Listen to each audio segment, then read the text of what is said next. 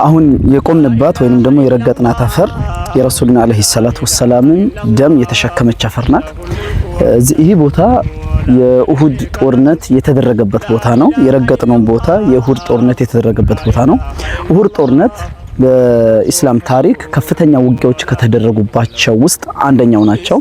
ወላ ነብዩና አለይሂ ሰላቱ ወሰላምን በደንብ እንዲያለቅሱ ዓለም ደግሞ እንዲያዝኑ ያስደረጋቸው ክስተቶች እዚህ ሜዳ ላይ ተከስተዋል። ከነሱ ውስጥ አንደኛው በጣም የሚወዱትን አጎታቸውን ሐምዛን ያጡት እዚህ ሜዳ ላይ ነው። ነብዩ አለይሂ ሰላቱ ወሰላም ብዙ ሰሃቦችን እዚህ ሜዳ ላይ አጥተዋል ማለት ነው።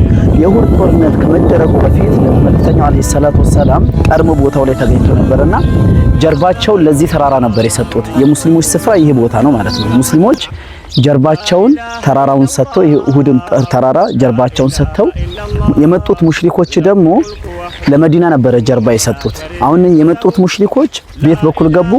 በመዲናና በሙስሊሙ መሃል ነበር ሙሽሪኮች የገቡት። ውጊያው የተደረገው በዛ መንገድ ነበር። ውጊያው ሊደረግ በንጋታው ረሱላህ አለይሂ ሰላቱ ወሰላም ሰይፍ አወጡና የዚህን ሰይፍ ሐቅ መወጣት የሚችል ሰው ከናንተ ውስጥ ማን ነው ብለው ጠየቁ።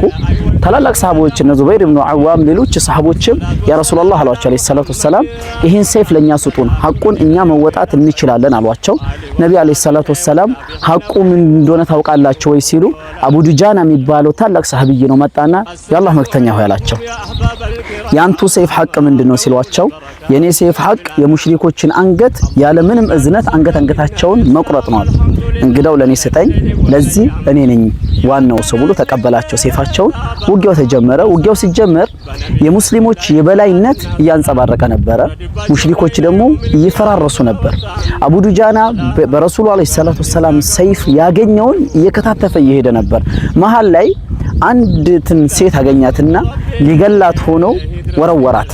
በረሱሉ ሰይፍ ሴት አልገልም ብሎ ወረወረ። ለረሱል ሰለላሁ ዐለይሂ ወሰለም ሰይፍ ክብር ሲል ውሳላ ለመግደል ወሰነ። እዛ ጦርነት ውስጥ ነበር። ጦርነቱ እየተደረገ ያለ በዚህ መሃል ሸይጣን ወይንም ደግሞ ኢብሊስ አንድን መልእክት ለሙስሊም ሰራዊቶች አስተላለፈ። ድምጹን ከፍ አደረገና ማታ ረሱሉላህ አላቸው፣ የናንተ ነብይ ወይንም ደግሞ ረሱል ሞቷል ብሎ ተናገረ። ረሱል ሞቷል፣ ነብዩ ሞቷል ብሎ ሲናገር ሰሃቦች ደነገጡ።